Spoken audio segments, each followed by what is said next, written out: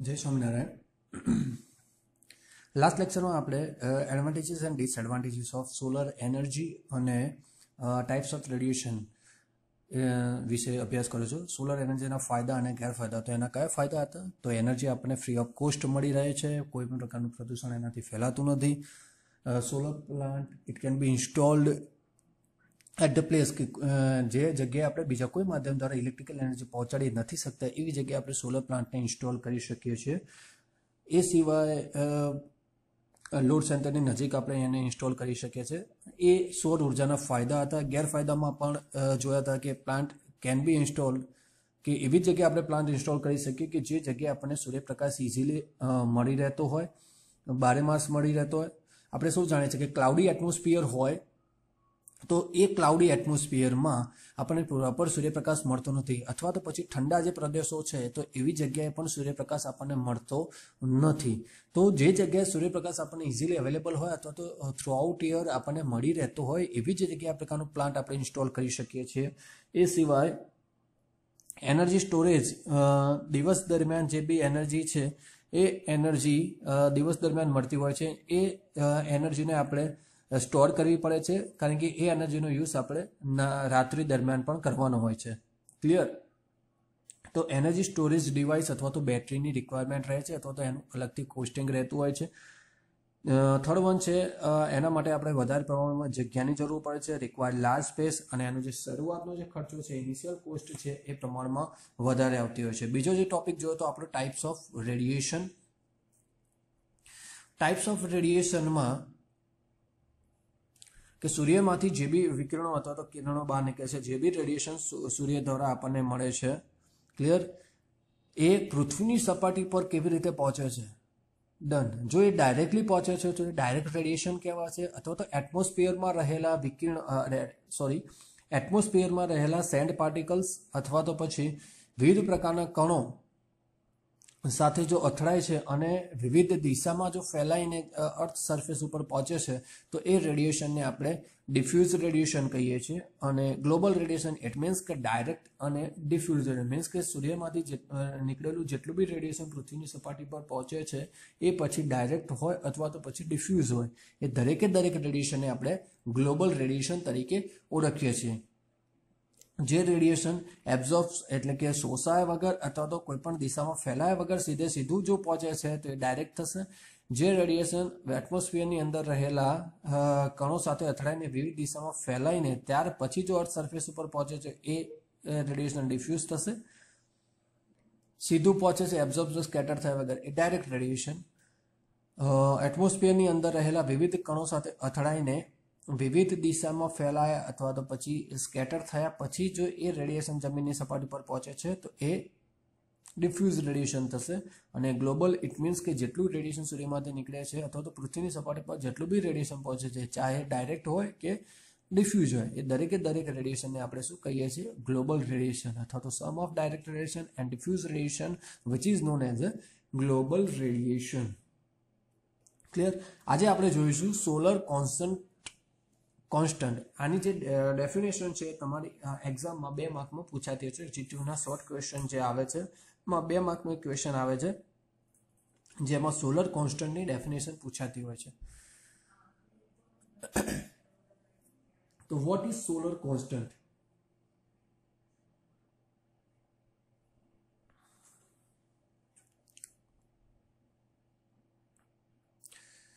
તો તમારું જે રેડિયેશન છે, જેટલું રેડિયેશન પર યુનિટ એરિયા, ક્લિયર, પર યુનિટ એરિયાનામાં પરપેન્ડિક્યુલર આપણને જેટલું પરપેન્ડિક્યુલર કે લંબ પર યુનિટ એરિયાને પરપેન્ડિક્યુલર જેટલું બી રેડિયેશન આપણને મળે છે એ દરેક રેડિયેશનને આપણે શું કહીએ છીએ? Solar constant.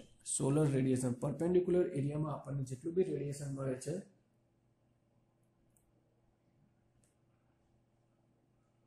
આપણે શું જાણીએ છીએ કે પૃથ્વી અને સૂર્ય વચ્ચેનું ડિસ્ટન્સ વધારે છે. ક્લિયર? તો પૃથ્વીની સપાટી ઉપર પર યુનિટ એરિયામાં અથવા તો પર સ્ક્વેર મીટર એરિયામાં જે રેડિયેશન આવે છે પણ એ રેડિયેશન કેવું હોવું જોઈએ? પૃથ્વીની સપાટીને અથવા તો પર સ્ક્વેર મીટર જે એરિયા છે એ એરિયાને કેવું હોવું જોઈએ? પરપેન્ડિક્યુલર અથવા તો લંબ હોવું જોઈએ. ક્લિયર? આ પ્રકારનું જે રેડિયેશન છે એને આપણે શેના વડે ઓળખીએ છીએ? સોલર કોન્સ્ટન્ટ તરીકે ઓળખીએ છીએ. ક્લિયર?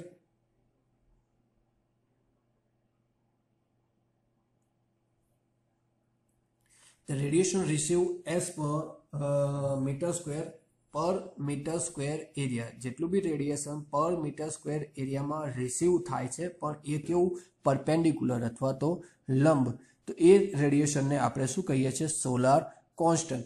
પર યુનિટ અથવા તો પર સ્ક્વેર મીટર એરિયામાં પરપેન્ડિક્યુલર રિસીવ થતા સોલર રેડિયેશનને આપણે શું કહીએ છીએ? સોલાર કોન્સ્ટન્ટ તરીકે ઓળખીએ છીએ.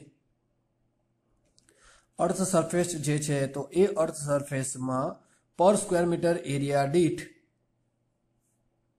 પરપેન્ડિક્યુલર જે રેડિયેશન રિસીવ થાય છે એ રેડિયેશનને આપણે સોલર કોન્સ્ટન્ટ તરીકે ઓળખીએ છીએ.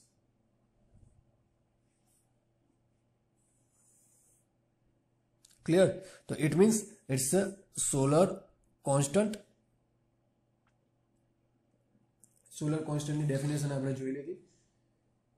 The radiation received on per square meter surface, clear, per square meter surface પર જે બી રેડિયેશન પરપેન્ડિક્યુલર અથવા તો લંબ દિશામાં આપણને રિસીવ થાય છે દરેકે દરેક રેડિયેશનને આપણે સોલર કોન્સ્ટન્ટ તરીકે ઓળખીએ છીએ. હવે આપણે જોઈશું principles of solar measurement, principles of measurement of solar radiation. Solar radiation જે માપવાના સિદ્ધાંતો છે એ કયા કયા છે એના વિશે થોડી ચર્ચા કરશું.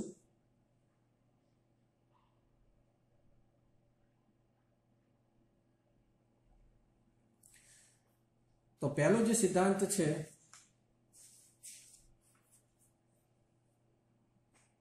એ છે કેલોરીમીટર પ્રિન્સિપલ. પહેલો જે પ્રિન્સિપલ છે કયો છે? કેલોરી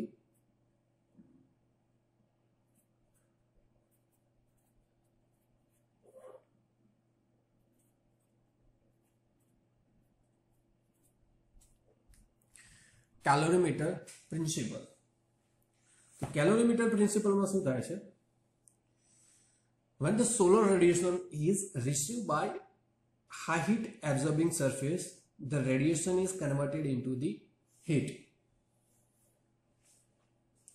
જ્યારે કોઈ પણ પ્રકારનું સોલર રેડિયેશન છે એ હાઈ એબ્ઝોર્બિંગ સરફેસ હશે. એબ્ઝોર્બિંગ સરફેસ ઇટ મીન્સ કે જે સરફેસ શું કરે છે? રેડિયેશનને વધારે પ્રમાણમાં એબ્ઝોર્બ કરી દેશે. જો રેડિયેશન એબ્ઝોર્બ થાય તો એ અલ્ટિમેટલી એનું જે ટેમ્પરેચર છે એ કેવું થઈ જશે? વધી જશે. અથવા તો the radiation it will be converted into the heat, અથવા તો એનું ઉષ્મા ઉર્જામાં રૂપાંતર થઈ જશે. The liquid or the gas in contact with the surface absorb this heat and there is change in enthalpy. અને એ સરફેસ સાથે જે બી લિક્વિડ અથવા તો ગેસ સંપર્કમાં રહેલું હશે અથવા તો જોડાયેલું હશે એ શું થશે? એની એન્થાલ્પી એટલે કે એના ટેમ્પરેચરમાં શું થાય છે? ફેરફાર થાય છે. કેમ? કારણ કે એ સરફેસની જે બી ટેમ્પરેચર છે એ લિક્વિડ અથવા તો ગેસ શું કરી રહેશે? એબ્ઝોર્બ કરી જશે. અને એની જે એન્થાલ્પી છે તો એનું જે ટેમ્પરેચર છે એ ધીરે ધીરે વધે છે.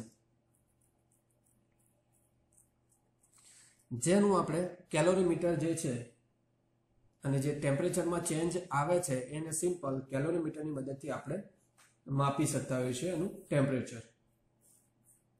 તો પહેલો જે પ્રિન્સિપલ થયો આપણો કયો થયો? કેલોરીમીટર પ્રિન્સિપલ.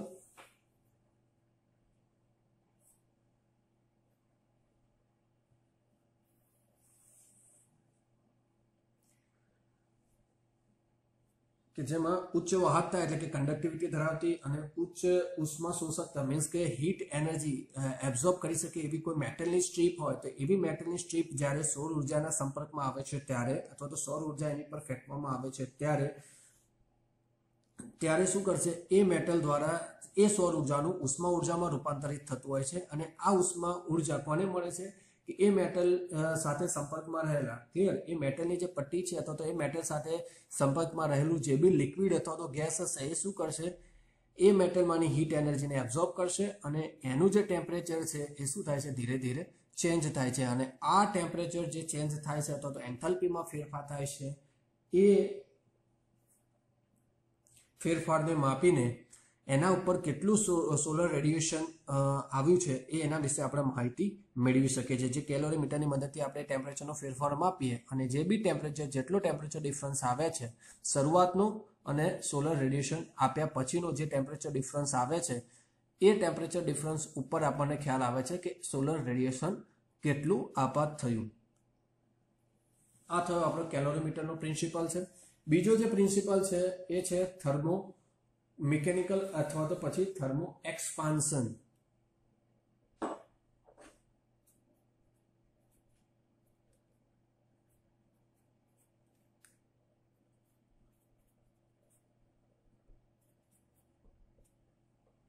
થર્મોમિકેનિકલ અથવા તો થર્મો એક્સપાન્શન. એક્સપાન્શન થવું એટલે કે વિસ્તરવું. ક્લિયર? તો જેમાં કોઈ પણ બે મેટલની સ્ટ્રીપ હશે કે જેનો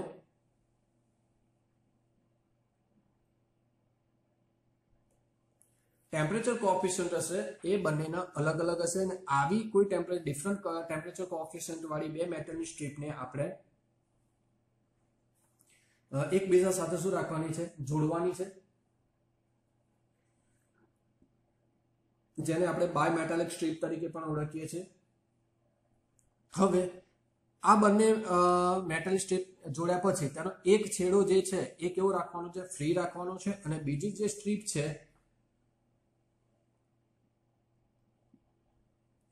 એક છેડાને ફિક્સ રાખવાનો છે અને બીજા છેડાને કેવું રાખવાનું છે? મુક્ત રાખવાનું છે. ત્યાર પછી આ જે બાયમેટાલિક સ્ટ્રીપ જે બની છે જેને આપણે બે મેટલ ડિફરન્ટ કોએફિશિયન્ટ વાળા બે મેટલને એક સાથે જોડેલા છે.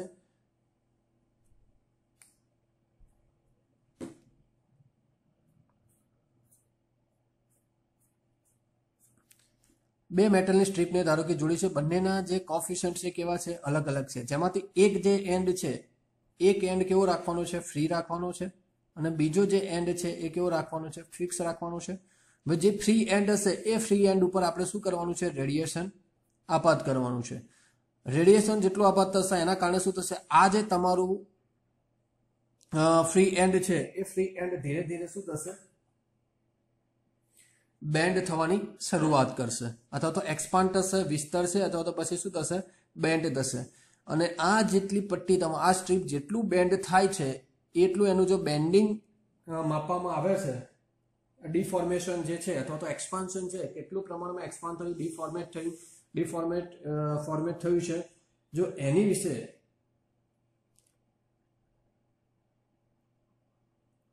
એ સ્ટ્રીપનું જે ડિફોર્મેશન થયું છે અથવા તો એક્સપાન્શન કહી શકાય, વિસ્તરણ કહી શકાય અથવા તો પછી પ્લેટ અહીંયા શુદ્ધ ભાષામાં કહું તો સ્ટ્રીપ તમારે શું થાય છે? ધીરે ધીરે બેન્ડ થાય છે. એ બેન્ડિંગ જેટલું થયું છે અથવા જે ડિફોર્મેશન થયું છે એ જો તમે માપો છો તો એના ઉપરથી તમને એક અંદાજ આવે છે કે એ સ્ટ્રીપ ઉપર કેટલું સોલર રેડિયેશન મળ્યું છે. અહીંયા આપણે સોલર રેડિયેશન માપવાનું છે અને કયા પ્રિન્સિપલ ઉપરથી માપી શકાય છે એના વિશે માહિતી લેવાની છે. પહેલો આપણે કેલોરીમીટર જોયું તો કેલોરીમીટરમાં શું હતું? સિમ્પલ કે કોઈ બી મેટલ હશે, જ્યારે મેટલ ઉપર સોલર રેડિયેશન પડે છે ત્યારે શું થશે? એ મેટલ શું કરશે? એ સૌર ઉર્જાનું હીટ એનર્જીમાં રૂપાંતર કરે છે. ઇટ મીન્સ કે ગરમ થશે. હવે જ્યારે તેની અંદર આપણે કોઈ લિક્વિડ અથવા તો ગેસનો સંપર્ક કરીએ છીએ ત્યારે મેટલ સાથે સંકળાયેલી જે હીટ એનર્જી હશે એ લિક્વિડ અથવા તો ગેસને મળે છે અને એનો લિક્વિડ અથવા તો ગેસનું જે ટેમ્પરેચર હોય છે એનું ટેમ્પરેચરમાં અથવા તો તાપમાનમાં તફાવત આવે છે. હવે એ તાપમાનમાં શરૂઆતનું ટેમ્પરેચર કેટલું હતું અને ત્યાર સોલર રેડિયેશન આપ્યા પછી અથવા તો હીટ એનર્જી મેળવ્યા પછી એનું ટેમ્પરેચર કેટલું થયું એ જે ટેમ્પરેચર ડિફરન્સ છે એ માપીને આપણે સોલર રેડિયેશનનું મેજરમેન્ટ કરી શકીએ છીએ. બીજો જે પ્રિન્સિપલ જોઈએ થર્મોમિકેનિકલ અથવા તો થર્મો એક્સપાન્શન હતું કે જેમાં બે અલગ અલગ કોએફિશિયન્ટ વાળી મેટલની સ્ટ્રીપ લેતા હતા, તેને ભેગી કરી એક છેડો કેવો રાખ્યો? ફિક્સ રાખ્યો. બીજો છેડો ફ્રી રાખ્યો છે. હવે જ્યારે ફ્રી છેડો છે એની પર સોલર રેડિયેશન આપાત કરીએ છીએ, કેન્દ્રિત કરીએ છીએ ત્યારે શું થશે? આ જે ફ્રી એન્ડ છે એ ધીરે ધીરે એક્સપાન્સ અથવા તો ડિફોર્મેશન થશે અથવા તો બેન્ડ થવાની શરૂઆત કરશે. એ જેટલો છેડો બેન્ડ થાય છે એટલું જો મેજરમેન્ટ કરીએ ઇટ મીન્સ કે તમારું સોલર રેડિયેશન કેટલું હશે? એના ડિફોર્મેશન જેટલું, સ્ટ્રીપના ડિફોર્મેશન જેટલું તમારું રેડિયેશન હશે. આ રીતે તમે બીજી થર્મોમિકેનિકલ પ્રિન્સિપલના આધારે સોલર રેડિયેશન મેજર કરી શકો છો. થર્ડ વન છે તમારું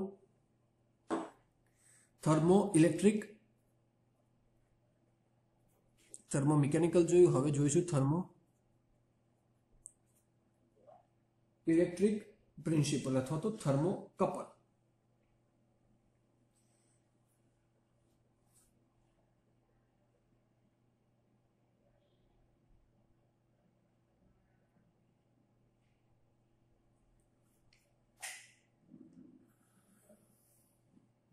તો થર્મોકપલ અથવા તો થર્મો ઇલેક્ટ્રિકલમાં શું કરવાનું છે, એક બેઝ મેટલનો સળિયો લેવાનું. બેઝ મેટલ એટલે ધારો કે હું અહીં કોપર લઉં છું અને બીજો જે છે એ સળિયો લેવાનો છે તમે એમાંથી બનેલી વસ્તુનો, એમાંથી બનેલી એલોય, તો કોપરમાંથી બનેલી ધાતુ છે કોન્સ્ટાઇન. ક્લિયર? બેઝ મેટલ તરીકે હું લઉં છું કોપર અને એમાંથી જે બનેલો અથવા તો એના એલોયનો જે સળિયો હશે એ કેવો લઉં છું, કોન્સ્ટાઇન લઉં છું. એક બેઝ મેટલનો સળિયો અને બીજો તેમાંથી જ બનેલી ધાતુનો સળિયો અથવા તો એલોયનો સળિયો લઈને તેનું એક શું કરવાનું છે, એક છેડો લઈને તેનું જંકશન બનાવવાનું છે અને તેના ઉપર સોલર રેડિયેશન કેન્દ્રિત કરવામાં આવે તો ફ્રી છેડા અને જંકશન વચ્ચે શું ક્રિએટ થશે, ટેમ્પરેચરનો ડિફરન્સ ક્રિએટ થશે. એટલે કે એ તાપમાનના તફાવતના કારણે બે છેડા વચ્ચે EMF જનરેટ થતો હોય છે અને એ EMFની માત્રા જાણીને આપણે એ EMFને આપણે વોલ્ટમીટરની મદદથી અથવા તો સિમ્પલ મલ્ટીમીટરની મદદથી માપીને પણ કેટલું રેડિયેશન એના ઉપર કેન્દ્રિત થયું તે નક્કી કરી શકતા હોઈએ છીએ. સિમ્પલ થર્મોમિકેનિકલમાં શું હતું કે અલગ કોફિશિયન્ટ વાળી બે મેટલની સ્ટ્રીપ લેતા હતા, પરંતુ થર્મો ઇલેક્ટ્રિકલમાં શું કરવાનું છે, બે સળિયા લેવાના છે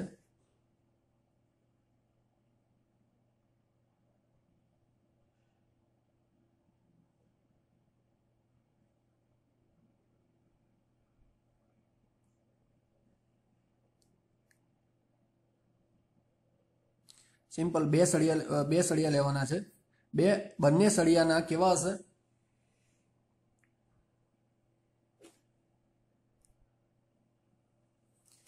થર્મોકપલ. ઇટ મીન્સ કે બે સળિયા લેવાના છે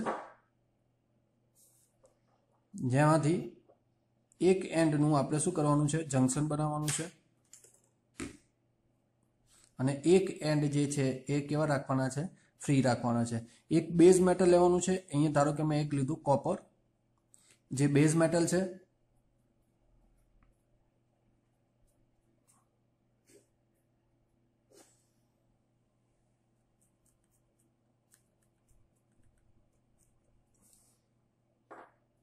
અને બીજું જે છે એ એનું એલોય હશે, એટલે કે એમાંથી જ બનાવેલી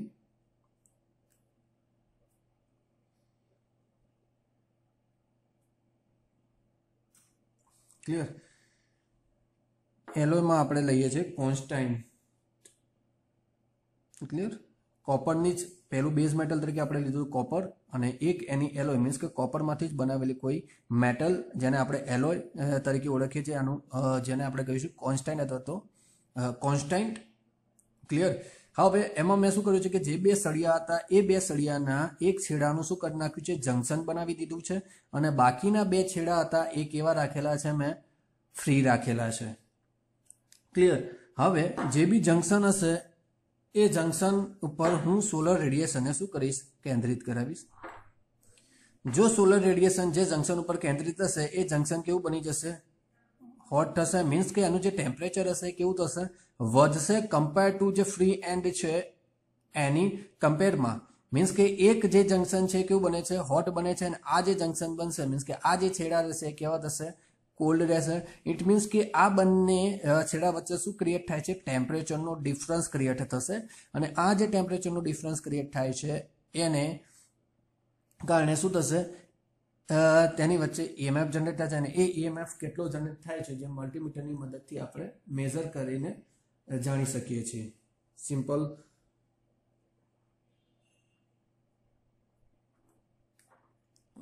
પ્લસ અને માઇનસ બે છેડા છે, મીન્સ કે બંને વચ્ચે વોલ્ટેજ જનરેટ થશે. એ વોલ્ટેજને આપણે મલ્ટીમીટરની મદદથી મેજર કરવાનું.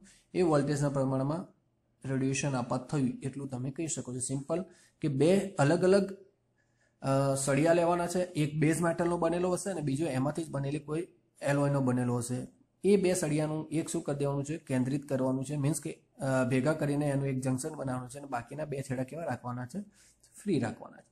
જે જંકશન છે બે સળિયાને ભેગા કરીને બનાવેલું જે જંકશન છે એના ઉપર તમારું રેડિયેશન કેન્દ્રિત કરાવવાનું છે. ઇટ મીન્સ કે રેડિયેશન જે જગ્યાએ કેન્દ્રિત થશે એ છેડો કેવો બનશે, ગરમ થશે, અને બાકીનો છેડા બીજી બાજુના જે છેડા છે કેવા રહેશે, ઠંડા રહેશે. કમ્પેરમાં બંને વચ્ચે ટેમ્પરેચર ડિફરન્સ ક્રિએટ થાય છે અને આ ટેમ્પરેચર ડિફરન્સ નો ઉપયોગ કરીને વોલ્ટેજ જનરેટ કરીને તમે EMF જનરેટ કરીને અથવા તો એ EMFના પ્રમાણમાં રેડિયેશન કેન્દ્રિત થયું છે એના વિશે તમે માહિતી લઈ શકો છો. ચોથો વસ્તુ જે છે તમારું પ્રિન્સિપલ છે એ કે છે ફોટો ઇલેક્ટ્રિક.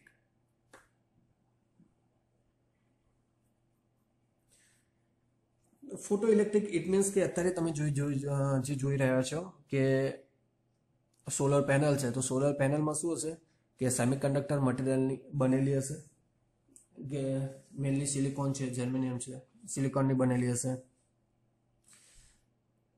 તો સેમિકન્ડક્ટર મટીરિયલની બનેલી ફોટોવોલ્ટાઇક જે સેલ છે, ક્લિયર, એ સેલ ઉપર જ્યારે સૂર્યપ્રકાશને કેન્દ્રિત કરવામાં આવે છે ત્યારે EMF ઉત્પન્ન થાય છે અને એ EMFનું માપન કરીને આપણે સોલર રેડિયેશન મેળવી શકીએ છીએ. ફોટો ઇલેક્ટ્રિક અથવા તો ફોટોવોલ્ટાઇક સેલ, જેના વિશે આપણે નેક્સ્ટ લેક્ચરમાં જોવાનું છે, એના વિશે આપણને ડીપમાં માહિતી મળશે. ક્લિયર. અત્યારે તમારે એટલું યાદ રાખવાનું છે કે ફોટો ઇલેક્ટ્રિક પ્રિન્સિપલ જે છે એ શું છે, સિમ્પલ, કે સેમિકન્ડક્ટર મટીરિયલમાંથી બનેલી જે ડિવાઇસ છે અથવા સોલર સેલ છે એ દરેક સોલર સેલ ઉપર જ્યારે સૂર્યપ્રકાશ પડે છે ત્યારે EMF જનરેટ થતો હોય છે અને એ EMFના આધારે આપણે એની પર કેટલો સોલર રેડિયેશન કેન્દ્રિત થયું છે તેના વિશેની માહિતી લઈ શકીએ છીએ. લાસ્ટ વન છે સોલર કોન્સન્ટ્રેશન. સોલર કોન્સન્ટ્રેશન આ દરેકે દરેક આ જે પ્રેક્ટિકલ છે તમે કદાચ તમારા નાનપણમાં કરેલો જ હશે.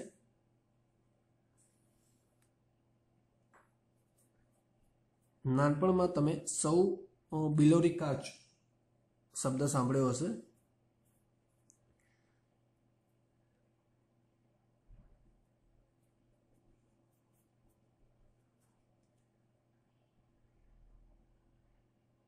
સોલર કોન્સન્ટ્રેશન ઇટ મીન્સ કોઈ એક જ જગ્યાએ સૌર ઉર્જાને શું કરવાની છે, કેન્દ્રિત કરવાની છે. સિમ્પલ, નાના હતા ત્યારે આપણે એક વસ્તુ કરતા હતા કે બિલોરી કાચ દ્વારા કાગળને શું કરતા હતા, કાગળને બર્ન કરતા હતા.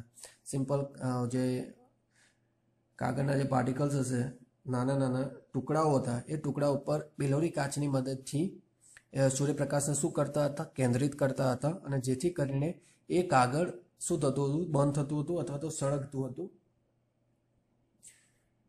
તો જેટલા પ્રમાણમાં એ કાગળ બળે છે, જેટલી તીવ્રતાથી બળે છે, એનું મેઝરમેન્ટ કરીને પણ એના ઉપર કેટલું સોલર રેડિયેશન કેન્દ્રિત થયું છે એના વિશે તમે માહિતી લઈ શકો છો. સિમ્પલ, લેન્સનો ઉપયોગ કરવાનો છે, જેને આપણે આપણી ભાષામાં કહીએ છીએ બિલોરી કાચ, તમે કદાચ કહેતા હશો. તો લેન્સનો ઉપયોગ કરીને સૂર્યના કિરણોને ખાસ પ્રકારના કાગળ ઉપર શું કરવામાં આવે છે, કેન્દ્રિત કરવામાં આવે છે અથવા તો કોન્સન્ટ્રેટ કરવામાં આવે છે.